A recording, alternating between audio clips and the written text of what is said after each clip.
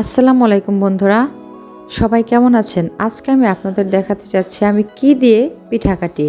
তো প্রথমে আমি দেখাই কাঁটা চামচ, বোতলের মুটকি, চুলের কাঁটা, হোমিওপ্যাথির বোতল, কটন বাড এবং কলমের পেছন সাইড দিয়ে সব থেকে বড় কথা হচ্ছে খেজুরি কাঁটা। এই খেজুরি কাঁটাটা দিয়ে পিঠাটা না কাটলেই নয়, খেজুরি কাঁটা দিয়ে পিঠাটা কাটলে বেশি সুন্দর হয়। তারপর চুড়ি এবং একটা চুড়ি ভেঙে নিয়েছি আমি, ওটা দিয়ে ডিজাইন করার জন্য শোন নিয়ে নিয়েছি। এগুলো দিয়ে পিঠা কাটলে আপনার পিঠা কাটা অনেক সুন্দর হবে। তারপর আপনি চালের ছোট পট ইউজ করতে পারেন, এটা দিয়েও অনেক সুন্দর করে পিঠা কাটা যায়। তো বন্ধুরা, যে যার যার মতো যেভাবে সুবিধা সে তার মতোই কাটবেন।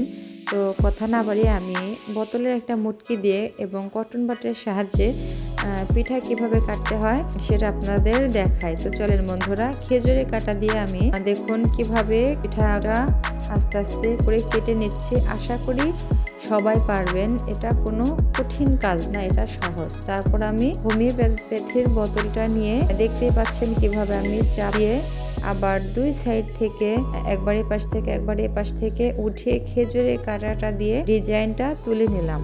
বন্ধুরা, এভাবে একটা একটা একটা করে আমি সবগুলো ডিজাইনই আমি করে নেব। তো যারা নতুন আছেন তারা আমার চ্যানেলে অবশ্যই সাবস্ক্রাইব করে রাখবেন যদি ভালো লাগে, এবং যারা দেখবেন লাইক করবেন এবং কমেন্ট করে আমাকে জানাবেন কেমন হয়েছে। তো বন্ধুরা, সবাই ভালো থাকবেন এবং আমার জন্য সবাই দোয়া করবেন, আমি যেন সুস্থ থাকি এবং আপনাদের মাঝে সুন্দর সুন্দর পিঠার ডিজাইন নিয়ে আসতে পারি।